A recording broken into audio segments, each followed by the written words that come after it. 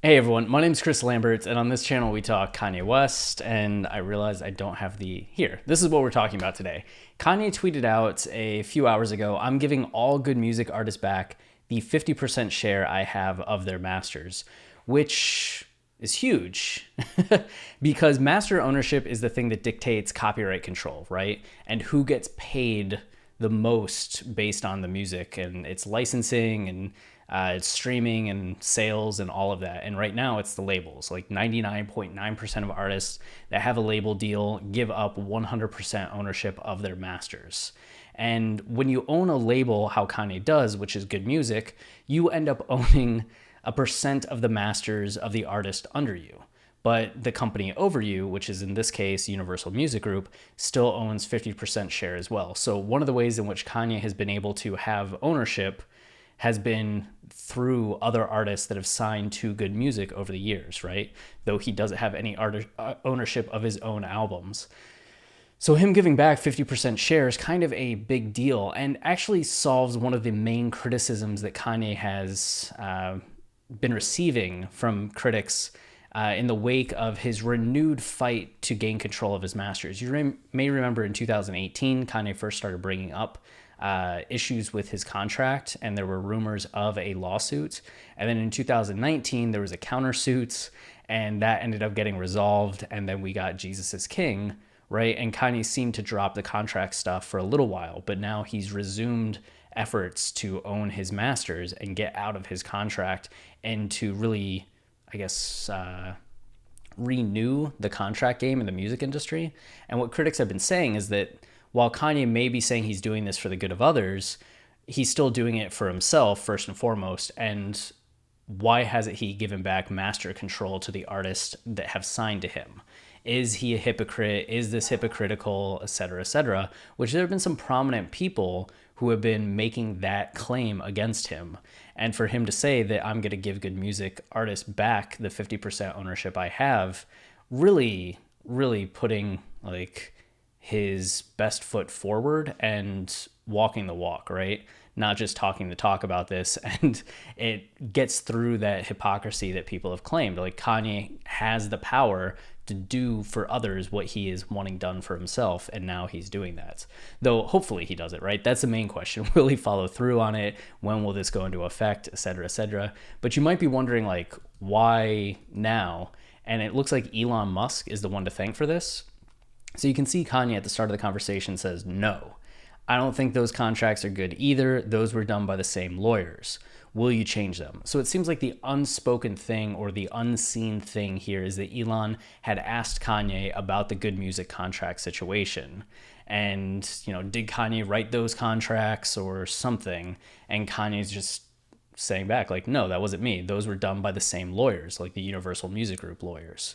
So he's saying, will you change them? This would be powerful. I will change them now.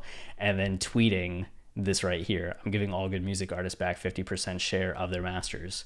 So you may be wondering, who are the good music artists? We're going to go through this two ways: visually and then list wise. So visually, you can see some of the good music artists over the years: Pusha T, Shake, Designer, Travis Scott, Mike Dean, Kid Cudi, Tiana Taylor, Kid See Ghost, Big Sean, Sci-Hi the Prince, John Legend, Clips, Consequence, Common, Metro Boomin, No ID, Sheck West, Valley, Malik Yusef, Casey Hill, Mos Def, Hit Boy, Tyga, Q-Tip, Mr. Hudson, GLC, Bon Iver, Hudson Mohawk, Jeff Basker, Wizard, Charlie Wilson, Charlie Heat, Shay Pope, the world famous Tony Williams, Farnsworth Bentley, Devo Springsteen, Really Doe, Vibes Cartel, Kashia Cole, DeBands, Don Jazzy, Ronnie DeVoe, Tony Williams, Francis and the Lights, second Tony Williams, Slum Village, Southside, 88 Keys, Sarah, Child Rebel Soldier, and Evian Christ.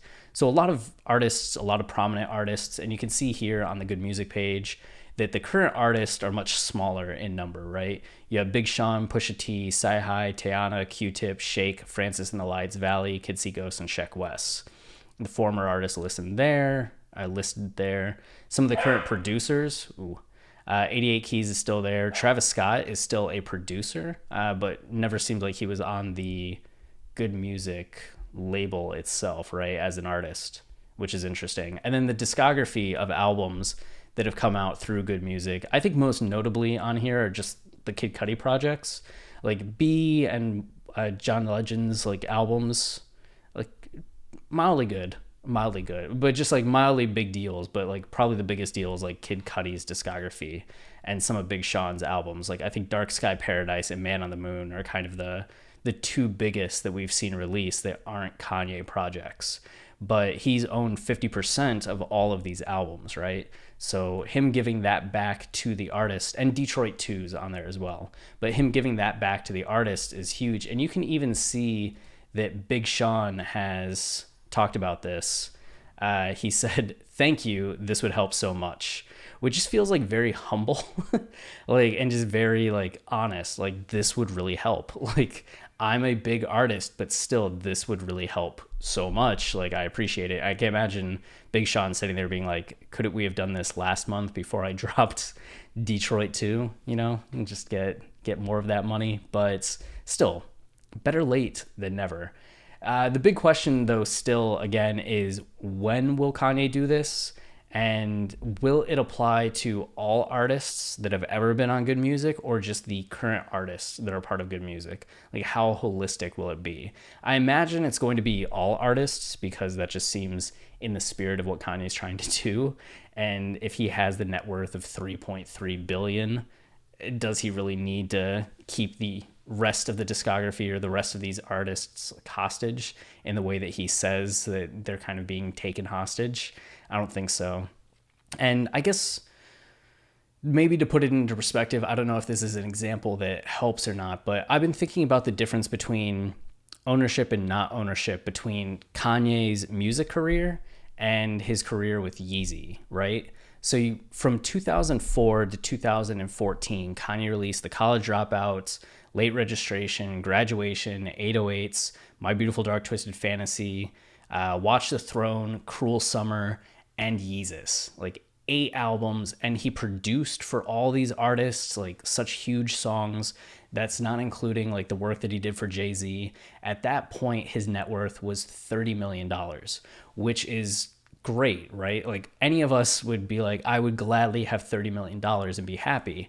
But Kanye from 2015 to 2020 has been working with Adidas, right? And releasing Yeezys.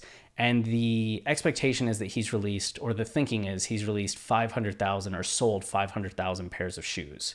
Like maybe more, but at least 500,000 pairs of shoes. In that time, because he owns 100% of Yeezy, his net worth skyrocketed from 30 million to 1.3 billion to 3.3 billion. And now he's saying that it's all the way up to $5 billion, right? After the Gap deal and everything. But just that difference between not having ownership of his music, but just getting a small cut of it gets him to 30 million. But having 100% of Yeezy gets him up to billions of dollars. That's ownership versus not ownership.